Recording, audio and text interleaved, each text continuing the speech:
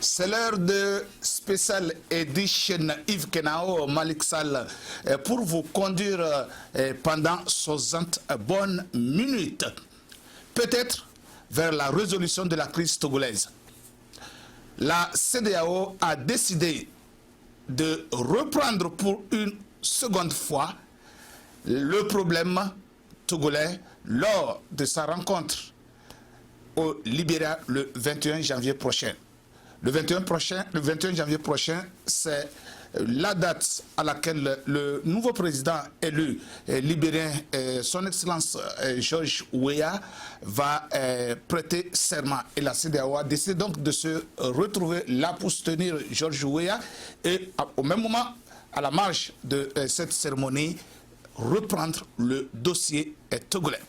Nous allons aussi analyser avec notre ami Adolphe Daga depuis Tennessee toute cette situation togolaise et la situation, la polémique que la déclaration, soi-disant déclaration de M. Donald Trump, le président américain, le jeudi est passé. Vous connaissez bien cette fameuse déclaration. Voilà, ok. Nous reviendrons là-dessus. Et ensuite, pour terminer, nous allons nous atteler sur la situation toujours de l'immigration clandestine. Cette immigration clandestine qui n'est même plus clandestine et qui a coûté la vie en 2017 à plusieurs milliers de jeunes africains. Mesdames, Messieurs, encore une fois, bonsoir et bienvenue sur Tempo Afrique TV, la télévision de la diaspora africaine. Aujourd'hui, vous suivez bien sûr l'émission Special Edition. Je disais tantôt que peut-être c'est vers la résolution de la crise togolaise. La CEDEAO a décidé de reprendre le dossier togolais lors des rencontres des chefs d'État de cette communauté sous-régionale à Monrovia, au Libéria, le 21 janvier 2018 prochain. Et cette date coïncide avec la prestation de serment du nouveau président élu, son Excellence George Weah. La CEDEAO donc a décidé de revenir sur le cas togolais et de décider de revoir cette situation, sa décision qu'elle avait prise à Abuja. Le président, bien sûr, le président togolais, son Excellence Faure Gnassingbé, serait à cette rencontre. Et nous ne savons pas encore qu'est-ce que cette rencontre va accoucher. Cette rencontre permettra-t-elle aux Togolais de résoudre définitivement leur crise ou encore cette rencontre ne sera comme les autres, n'accouchera qu'une petite souris.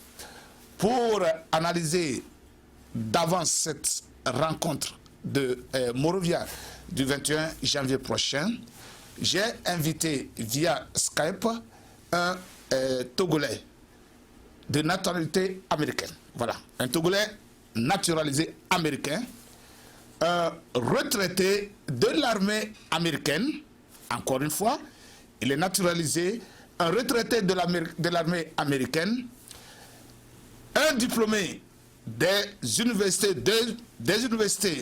des États-Unis en éducation, en relations internationales, en diplomatie. Oh, il a tout. Et n'oubliez pas, cet homme que je vais vous présenter, il est aussi un activiste. Il est aussi le président de la diaspora togolaise de Tennessee. Et il est en même temps le président fondateur de la fondation, si je peux me répéter ainsi, de la fondation Dagan. Il s'appelle tout simplement Adolphe Daga. Monsieur Adolphe, depuis Tennessee, bonsoir. Bonsoir, monsieur Yves Kenao. Si j'ai oublié quelque chose à votre bibliographie, à votre biographie ou à votre présentation, vous pouvez ajouter. Vous êtes devant nos chers téléspectateurs, ils voudraient mieux vous connaître. Alors si j'ai oublié un petit peu quelque chose, ajoutez-le. Trop de viande ne garde pas la sauce. Non, tout simplement, je vous dis merci. J'aimerais être toujours simple.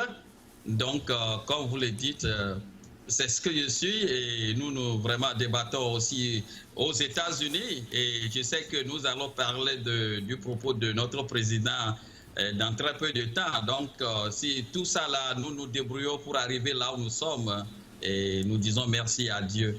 Donc, je dis merci aux spectateurs, spectatrices. Je suis un père de famille avec des enfants et puis je suis un professeur au lycée. Je suis aussi évangéliste et puis je prêche la parole de Dieu. Merci. Voilà, merci beaucoup pour ces compliments. Nous allons rapidement attaquer le vif du sujet. La CEDEAO, les chefs d'État de la CEDEAO vont se réunir au Libéria le 21 janvier prochain pour d'abord assister à la prestation de serment du président élu George Weah. En marge de cette prestation de serment, ils vont se pencher sur la situation politique, sociopolitique au Togo. Nous savons nous tous qu'à Abuja, lors du sommet de la CEDEAO, la rencontre a accouché une petite souris, elle n'est même pas grande, pour qu'on puisse la partager, une petite souris.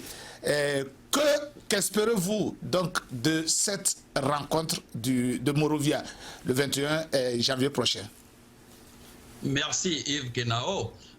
Vous savez, tout est possible. Donc nous sommes des hommes et ce que nous pensons, c'est ce que nous allons dire, ou bien ce que nous souhaitons, c'est ce que nous allons dire.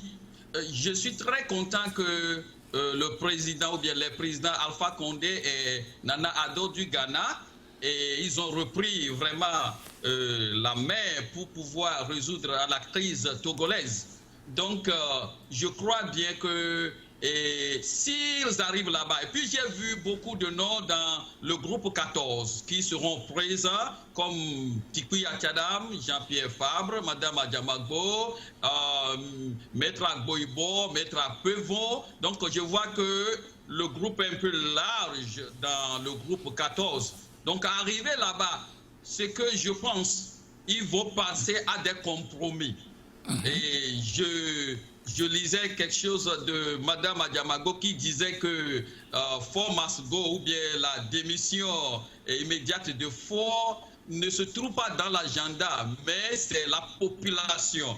C'est la population qui commence par demander cela. Et je suis très content qu'ils comprennent déjà qu'il nous faut quelques concessions pour pouvoir amener le président Faure Gnassingbé à accepter les conditions que les opposants ont commencé par poser.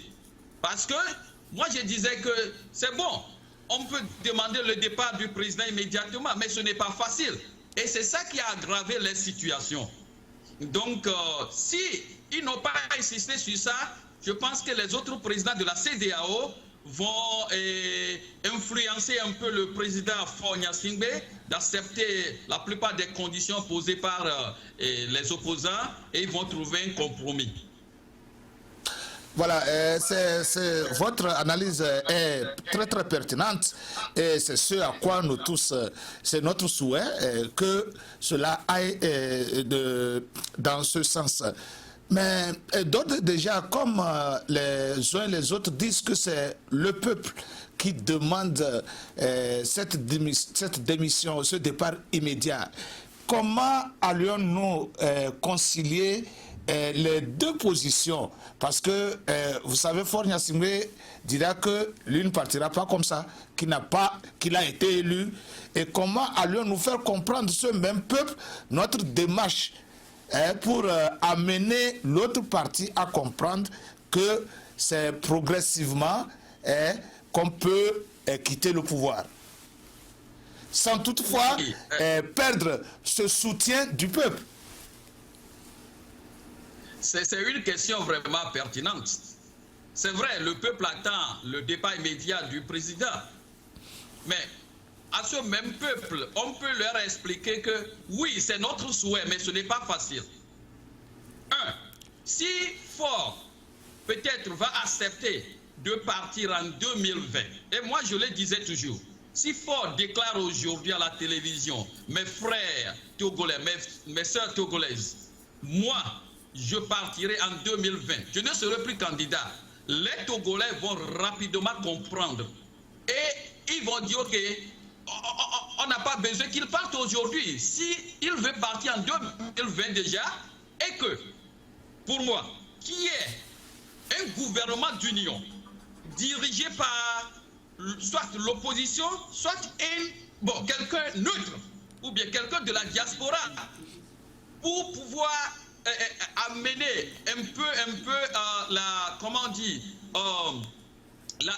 de revoir la constitution, ok, et le cadre électoral, tout ça là, et que tout serait mis en place, et que Faure ne serait plus candidat en 2020.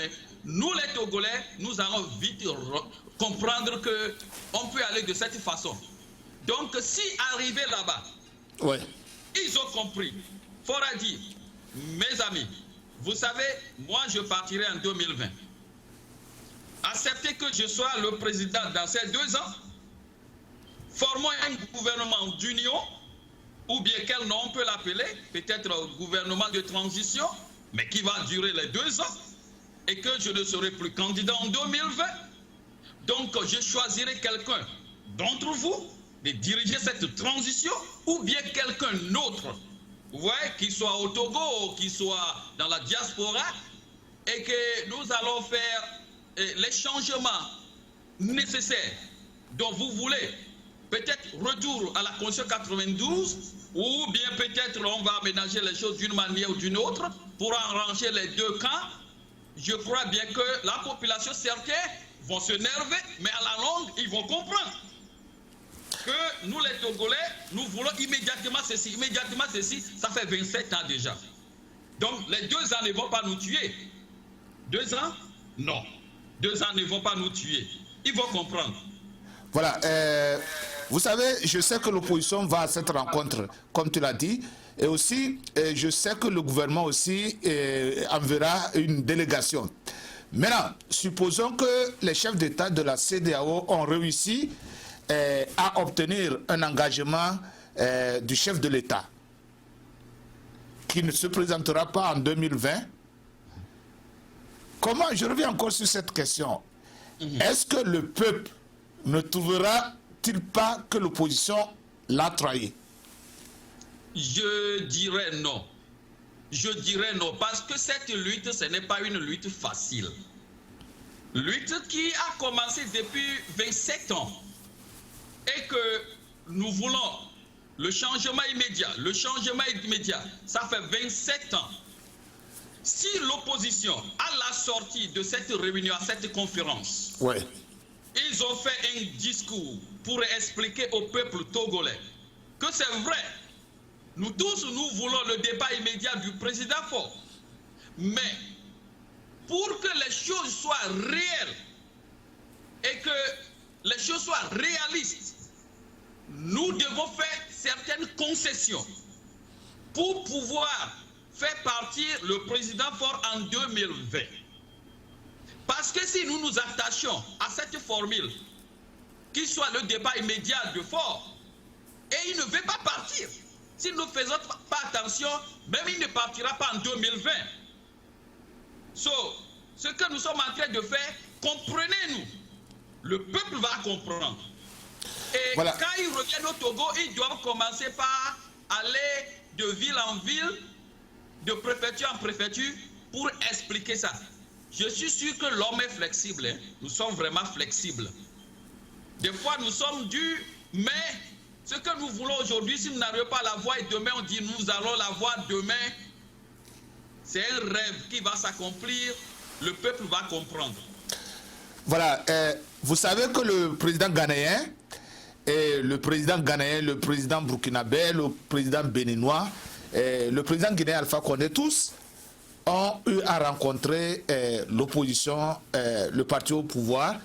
Surtout le président ghanéen a eu à rencontrer 2 personnalités, 2 anciennes personnalités togolaises, en la personne de M. Pascal Boudjouna et M. Boko François. Ces 2 ont servi dans le gouvernement de Faure Gnassingbé. L'un de Faure Gnassingbé, l'autre de son papa. N'est-ce pas? Si ma mémoire est bonne. Voilà.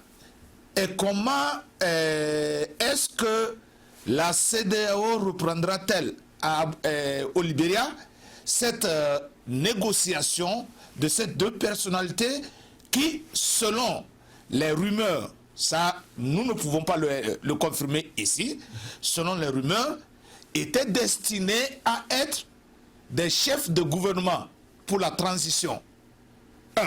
Nous avons aussi appris la semaine passée, ce week-end, que Pascal Bojuna a été reçu en France par le président français Macron. Est-ce à dire que Bojuna, en fin de compte, après les tractations du gouvernement ghanéen, c'est Bojuna qu'on voit comme tête de série pour pouvoir diriger, s'il y a transition un jour au Togo, diriger cette transition?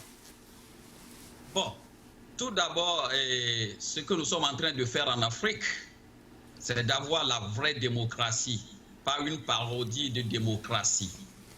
Et Pascal Bojuna, je n'ai rien personnellement contre lui. Il a servi le pouvoir. On le connaît depuis l'université. Il avait dirigé à CAM. Tout ce qu'ils ont fait, on le sait. Et je le disais l'autre fois que si aujourd'hui, et je dirais c'est un peu écarté de Faure, c'est parce qu'il a un problème personnel avec Faure.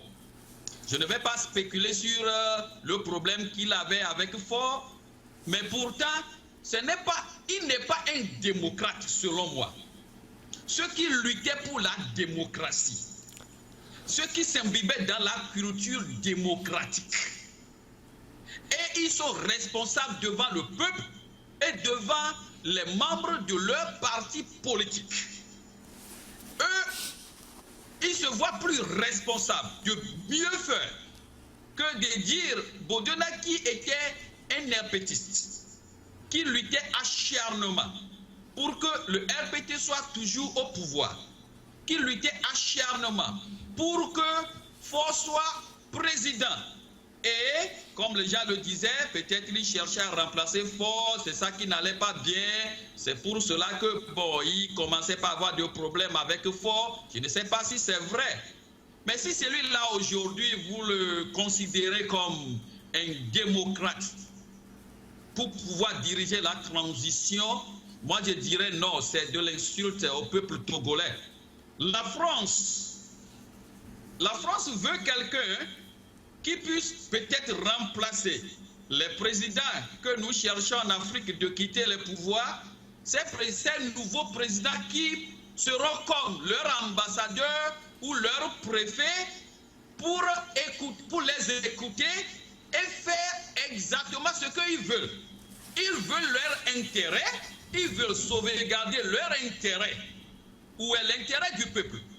Nous, le peuple, nous voulons quelqu'un qui puisse sauvegarder ou défendre l'intérêt de la population, de la pauvre population qui ne trouve pas à manger.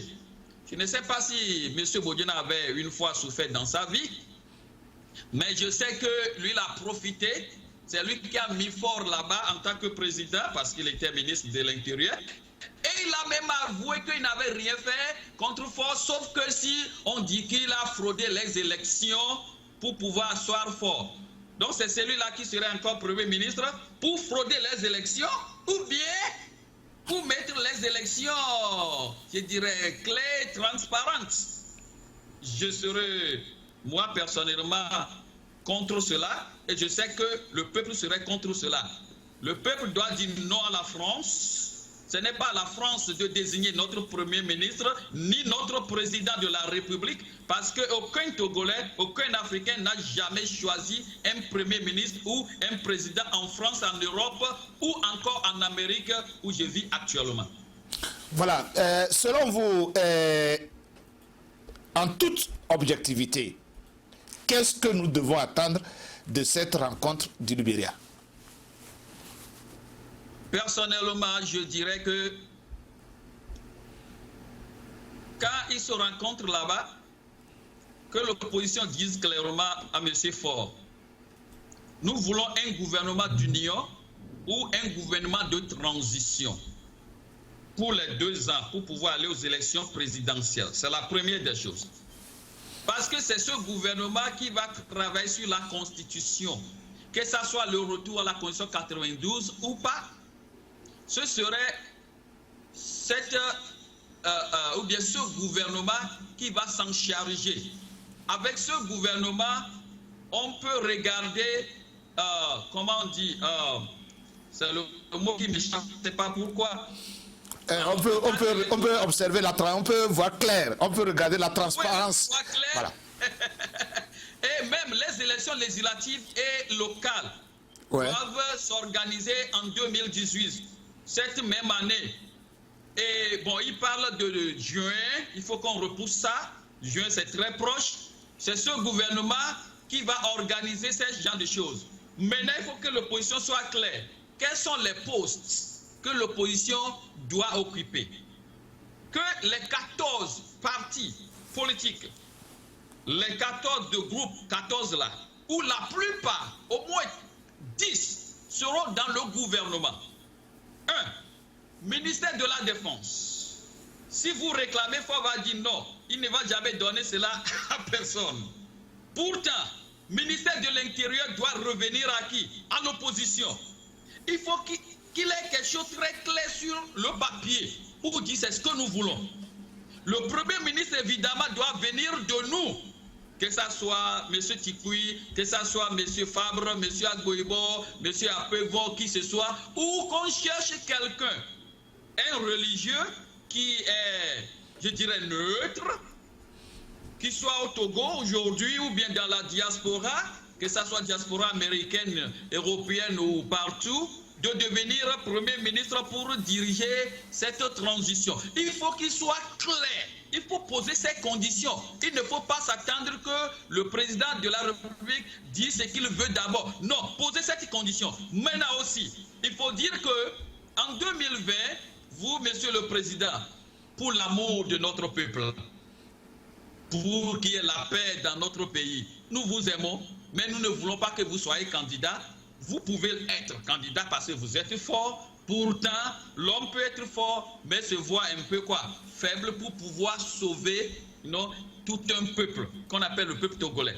Donc, il faut poser ces conditions et devant lui, devant ses ministres, devant les autres présidents de la CEDEAO, je pense que ça peut aller. C'est ce que moi je m'attendais.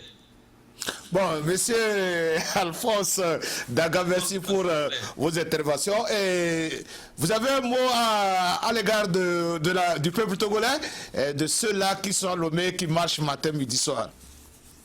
Oui, ils savent que je les aime beaucoup. Le peuple togolais savent que je les aime très beaucoup. Je retourne au Togo chaque 2 ans pour la mission. Et avec Daga Foundation, nous faisons beaucoup de choses au Togo dans l'éducation et pour l'eau. On fait les puits, tout ça là. On fait beaucoup de choses. Et j'aime ce pays tellement que je dirais aujourd'hui, je prie que Dieu lui-même envoie sa main sur le Togo pour changer les cœurs. Les cœurs qui sont durs, les cœurs qui sont des cœurs de pierre. Que ces cœurs soient changés en cœurs de chair et que les Togolais se regardent en face pour dire nous sommes des frères et sœurs, nord ou sud, est ou ouest, nous sommes les mêmes. Ceux qui ont perdu des amis, des parents ou des enfants, je leur présente mes condoléances. Je veux que Dieu soulage leur cœur et aussi ma prière, c'est que si le 21 janvier et le président et les ministres et toute l'opposition se rencontrent là-bas, que quelque chose soit sorti de très clair, de très bon, pour que le cœur des Togolais soit soulagé. Et je prie le bon Dieu d'écouter notre prière, que nous marchions au Togo, mais que cette marche aboutisse à quelque chose de bon très très bientôt. Merci Yves Kenao. Merci, on vous retrouve dans quelques instants pour la suite de cette émission. Chers téléspectateurs, ne quittez surtout pas car l'émission va continuer dans quelques instants après ces publicités.